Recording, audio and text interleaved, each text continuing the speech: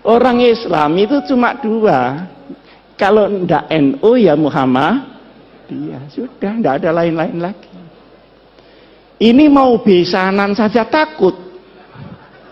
Takut tidak mendapat barokah dari masing-masing pemimpinnya. Selisih sedikit ribut.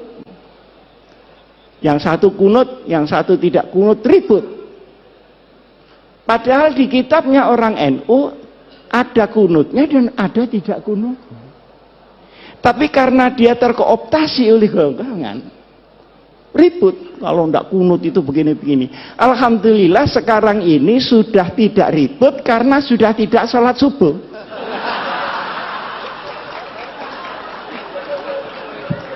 Jadi problemnya sudah kelewat. Dulu Pak Den, waktu saya masih habis dari Gontor pulang, beda hari raya itu berkelahi Pak. Takut ini puasanya dosa segala macam. Padahal yang selisih Muhammadiyah sama NU ini kan cuman tanggalnya, kan bukan hari rayanya. Bener apa enggak? Betul. Nah, kalau dibetulkan pengasuh sahih sudah. Yang beda itu tanggalnya. Kalau sholatnya ya itu Allahu Akbar sekian kali takbirnya ya sama. Loh kenapa tanggalnya kok enggak sama? Ngitungnya enggak sama. Kalau NU itu harus kelihatan tanggalnya dan itu perlu 2 derajat di atas ufuk. Muhammadiyah pokok sudah istimewa selesai lah. Ada apa mesti diinceng itu? Apa tamu dia?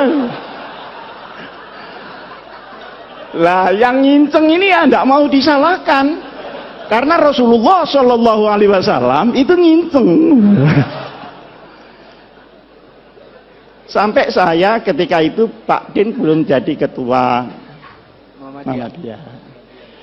Jadi ketika itu ketua Muhammadiyahnya Pak Syafi'i Ma'arif. Saya diundang oleh Pak Yusuf Kalla, marah-marah Pak Yusuf Kalla itu. Ini gimana NU sama Muhammadiyah? Masa enggak bisa jadi satu hari rayanya itu? Repot masyarakat kalau begini. Saya tanya, caranya bagaimana Pak? Ya kompromi lah. Caranya, dengan Pak Den ya, maaf, dengan Pak Den. Katanya Pak JK, bagaimana kalau Muhammadiyah turun 1 derajat?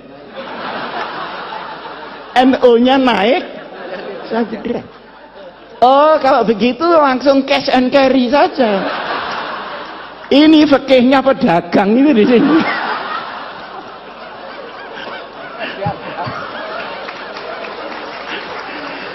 Kok disuruh naik turun? Saya bilang enggak bisa Pak itu. Lah terus yang bisa bagaimana? Yang bisa pengertian seluruh umat Islam bahwa perbedaan itu terbuka memang ada. Yang kedua, ini tidak mengada-ada karena sholatnya sama, tanggalnya yang tidak sama. Wong hari di sini sama hari di Amerika tidak sama kok. Kita berangkat dari Jepang, dari Narita itu ya Pak Akhir, itu Jumat sore, sampai di California itu Jumat pagi. Ini sembahyang Jumat lagi apa tidak?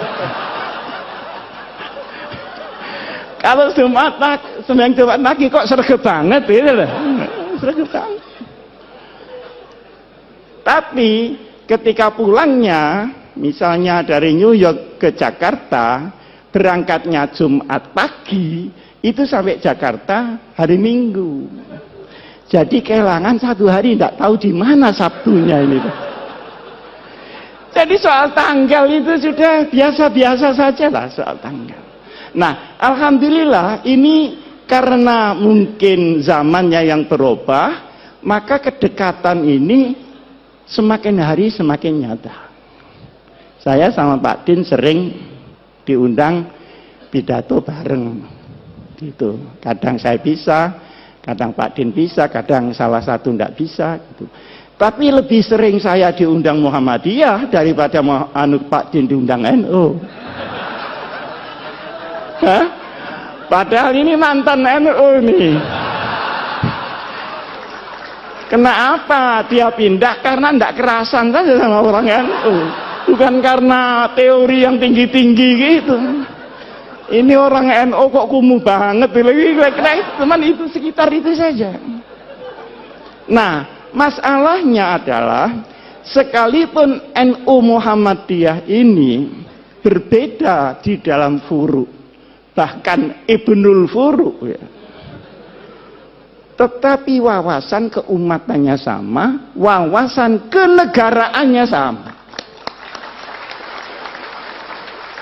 Karena Hadratus Syekh Kiai Hasyim Asy'ari ikut mendirikan republik, Kiai Ahmad Dahlan ikut mendirikan republik.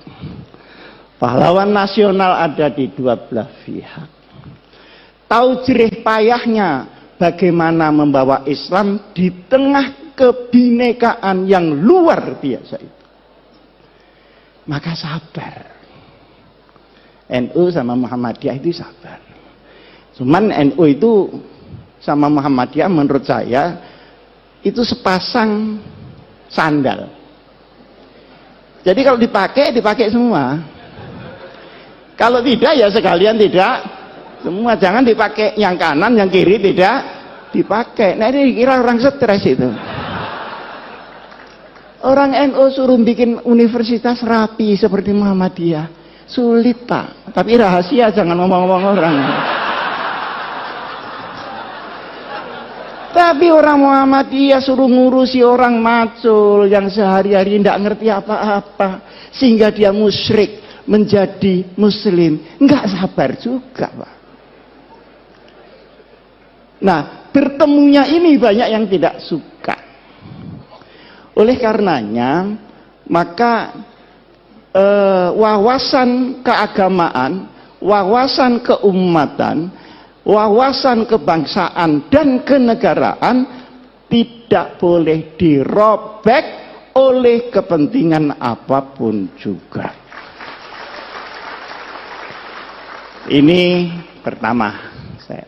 Sekarang yang kedua. Pandangan-pandangan kaum muslimin terhadap negara Indonesia ini baru selesai setelah berpikir 40 tahun. Waktu tahun 1945 kita merdeka. Nah, setelah itu umat Islam berbagai macam pandangan Indonesia ini diapakan dan disestempel apa. Maka ada yang keras, harus pakai stempel Islam. Nah, keras ini melalui beberapa pendekatan. Ada yang pendekatan militer. Kemudian lahir DI, TII. Ada yang pakai pendekatan militer dan politik. PRRI dan Permesta. Disaingi oleh kelompok-kelompok orang yang tidak suka agama, orang ateis. 48 pemberontakan komunis yang dipimpin oleh Uni Soviet. Dan pemberontakan 65 yang dipimpin oleh RRC. Saya tidak tahu ini akan ada pemberontakan lagi apa tidak. Nah, masalahnya selanjutnya yang saya maksud begini. Setelah pendekatan militer gagal, dicobalah, ini kok diem saja ada apa? Mendengarkan atau enggak nih? Setelah pendekatan militer gagal, dicoba melalui pendekatan konstitusional. Maka seluruh wakil-wakil umat Islam bergerak di konstituante. Bagaimana supaya negara ini ditetapkan berdasarkan apa? Bentuknya seperti apa? Ada yang minta Pancasila tetap, ada yang minta Islam, dan ada yang minta sosiodemokrasi. Ribet di situ tidak putus. Artinya dengan pendekatan politik pun juga mentok. Karena ini mentok dan tidak bisa berhasil, maka diambil alih oleh Bung Karno tahun 59 kembali ke Undang-Undang Dasar 45. Nah, setelah kembali ke Undang-Undang Dasar 45 ini, kemudian tahun 55 kemarin ada pemilu, tetapi kemudian tidak menghasilkan apa-apa. Baru ada pemilu lagi tahun 71. Tahun 71 orang Islam semua jadi satu, Pak. Yang Pak Idham, yang Pak Muhammad Nasir, yang Pak Kasman Singotimojo, yang Pak Nurholis Majid, yang Gus Dur, semua bersatu membela satu partai bersama, namanya Partai Persatuan. Sampai dengan tahun 82 berhasil utuh, tapi setelah itu mulai retak-retak. Maka sekarang P3 yang dulu dimodali dengan darah dan air mata, per hari ini masih layamutu wala ya. Mudah-mudahan qad aflaha man tazakka. Nah, ini perjalanan. Dari sini ulama-ulama itu berpikir, ini kenapa ya? Di sini kok enggak pas. Ternyata kesimpulannya, Islam di Indonesia seperti tadi yang disampaikan oleh Pak Fakhir itu benar. Islam dalam peradaban belum tentu Islam dalam formalistik. Di sini masalah yang timbul. Nah, akhirnya ketika diformalkan menjadi banyak tentangan dari kelompok umat Islam sendiri. Disinilah maka kemudian dikaji sampai dengan tahun 1983. Berkumpullah ulama-ulama ketika itu di Jawa Timur dan tempatnya di Sukoharjo, di pondoknya Kiai As'ad, ngumpul semua. Cari jalan supaya selamat, sudah tidak ada goncangan-goncangan lagi, ini bagaimana? Akhirnya ditetapkanlah bahwa untuk urusan ideologi negara ditetapkan oleh mayoritas bangsa yang namanya Pancasila, kemudian akidah kita tetap Islam sesuai dengan keyakinan kepada Allah Subhanahu wa ta'ala. Ini baru selesai tahun 84. Pendekarnya ketika itu mungkin banyak orang tidak tahu.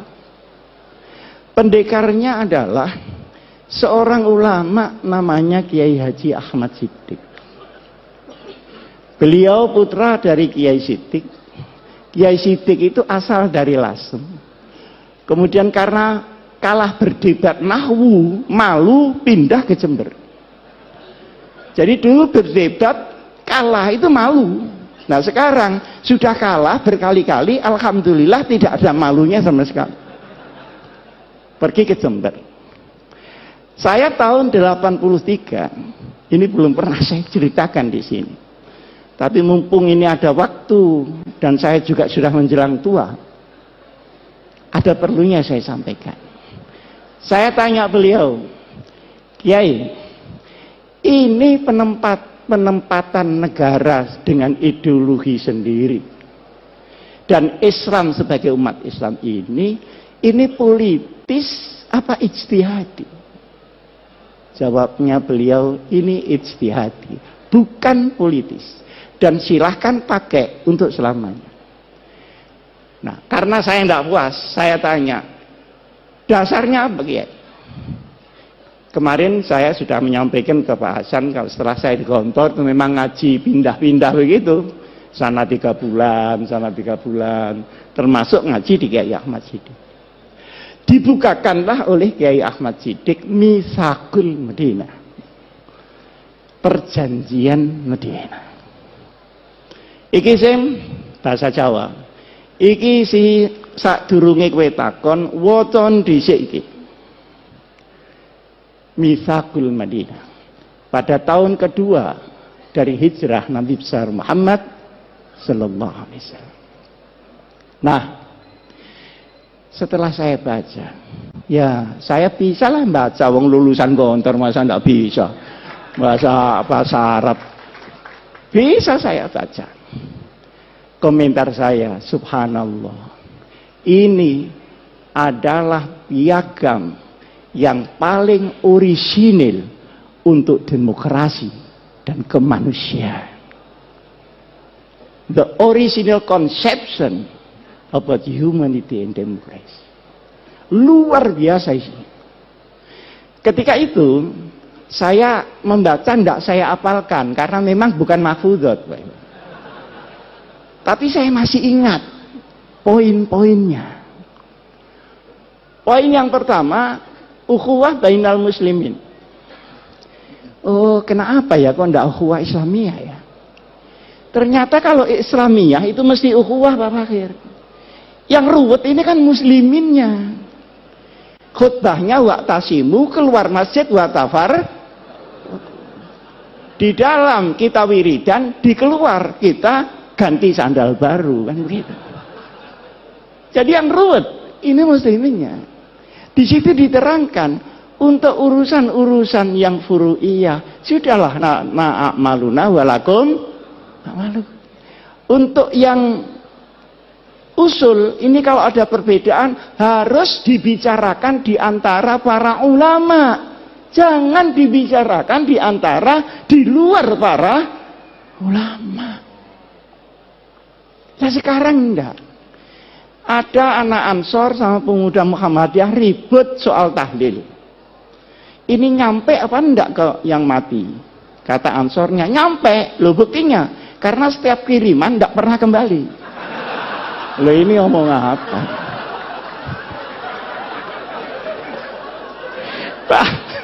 Ya pemuda Muhammadiyahnya ini kan enggak terima. Mana tanda buktinya? Nah kalau diserahkan bangsa begini ini Pak, innalillahi wa inna ilaihi raji'un.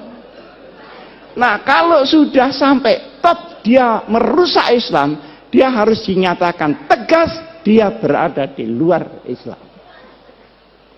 Luar biasa. Saya baru diberitahu oleh polisi. Dulu Pak Asim, ada orang ngaku malaikat Jibril namanya Lia Eden. Bener ya? Ada orang yang mengaku Nabi Muhammad namanya Musad. Dua-duanya ditangkap. Dimasukkan di tahanan. Ditanya oleh polisi. Wahai malaikat Jibril, pernahkah ketemu Nabi Muhammad ini? Ternyata belum pernah ketemu dua orang.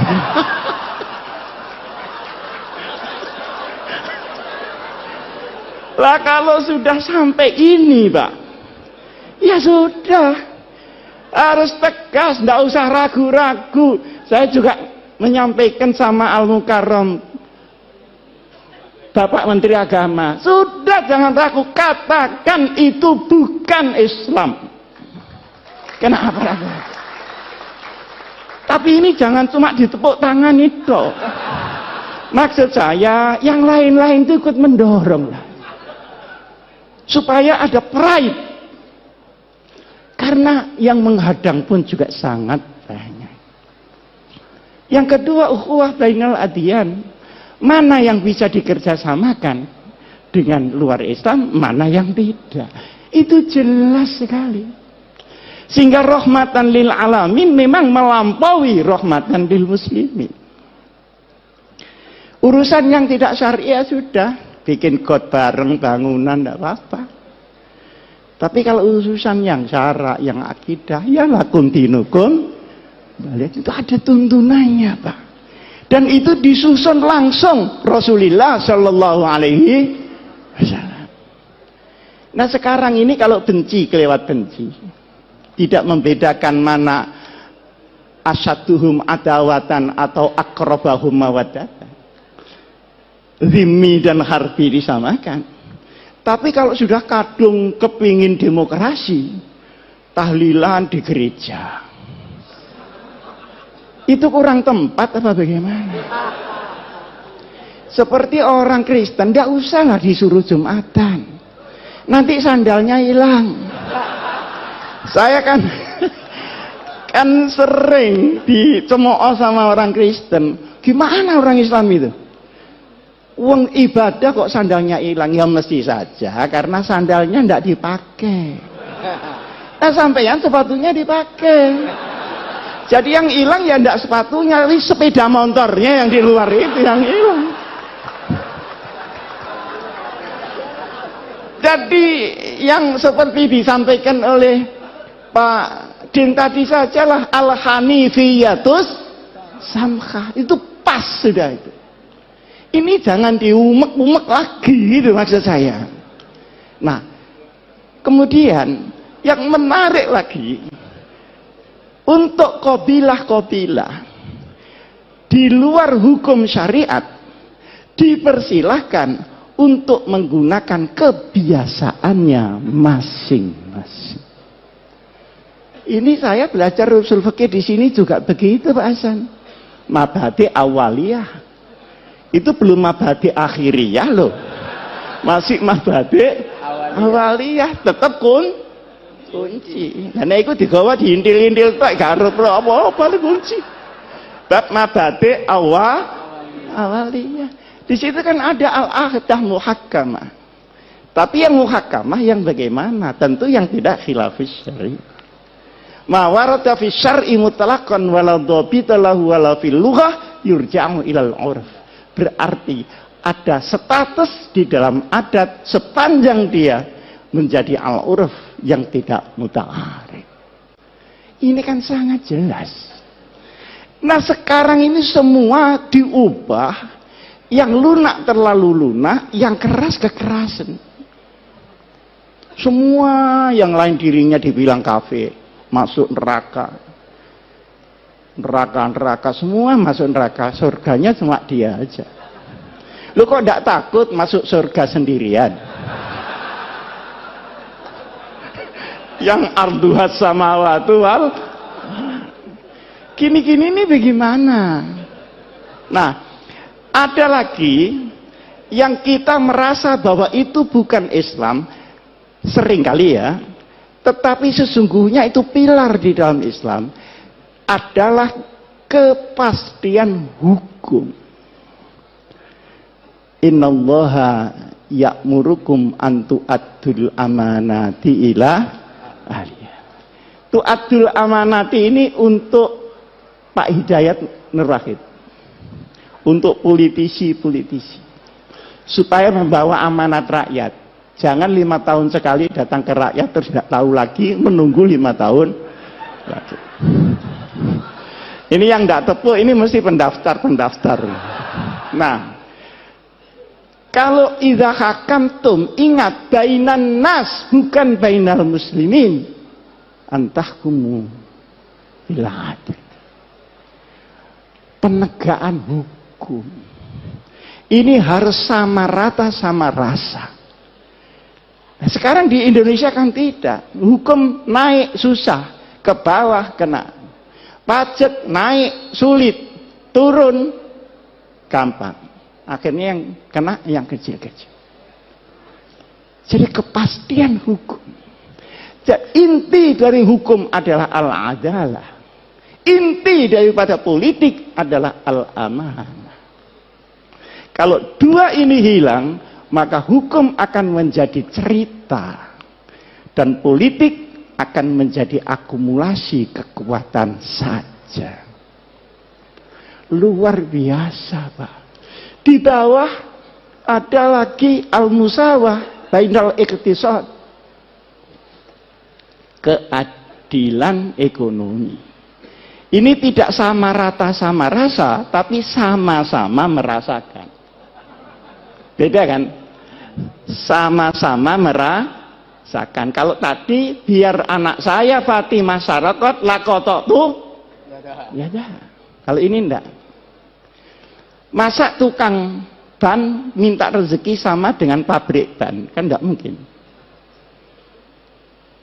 Tapi semua kebagian, halalan, thayyiban, mubarakan. Orang sedikit bisa bahagia, dapat banyak bisa bahagia, dapat sedikit bisa menjadi pencuri, dapat banyak pun bisa menjadi rampok di mana-mana.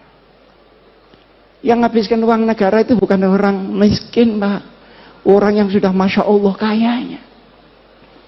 Nah, di sini pun adalah ketentuan yang harus ada di sebuah negeri, apapun bentuk negeri itu, kita ada orang Islam di situ, kita harus perjuangkan ini.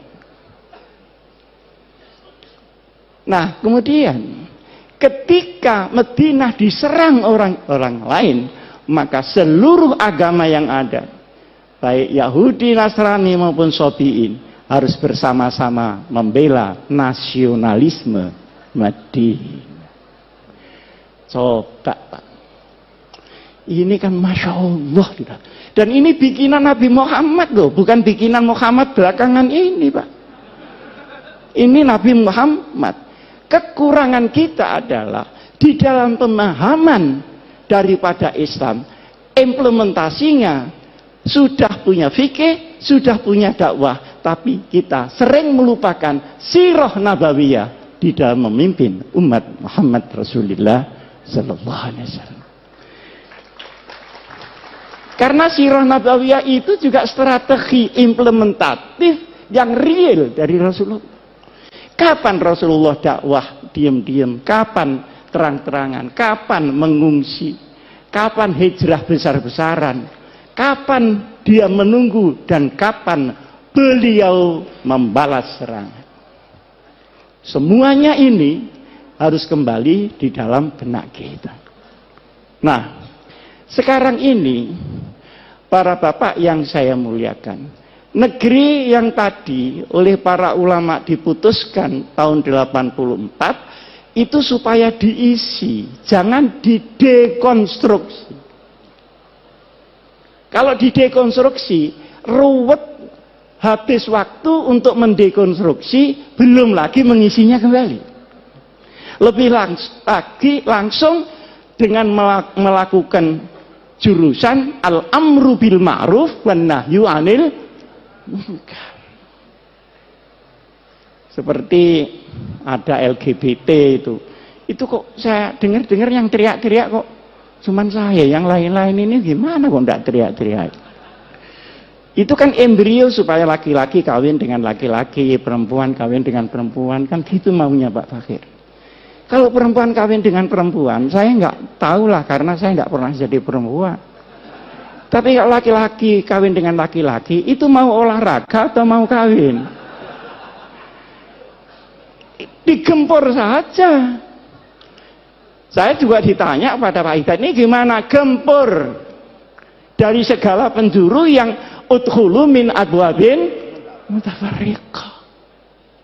Jadi jangan menghilangkan amar ma'ruf nahi mungkar, sekalipun kita tidak melakukan dekonstruksi di dalam bentuk, tetapi kita harus selalu di dalam isi.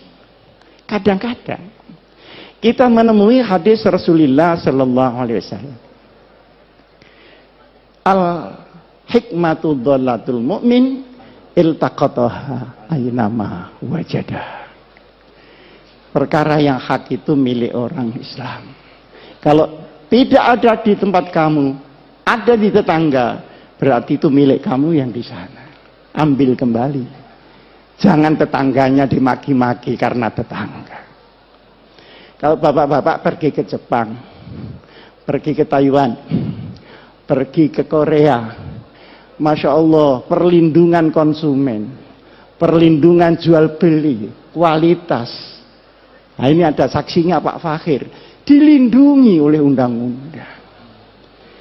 Jadi kalau kita ke Taiwan, kehilangan koper di bandara, pasti kembali. Karena mengembalikan itu biaya negara, dan tidak mengembalikan adalah kriminal. Loh, bukankah sepotong ini juga Islam? Seperti di Jepang, itu kalau ada toko malsu kualitas, langsung ditutup Pak. Jadi wailun lil mutaffi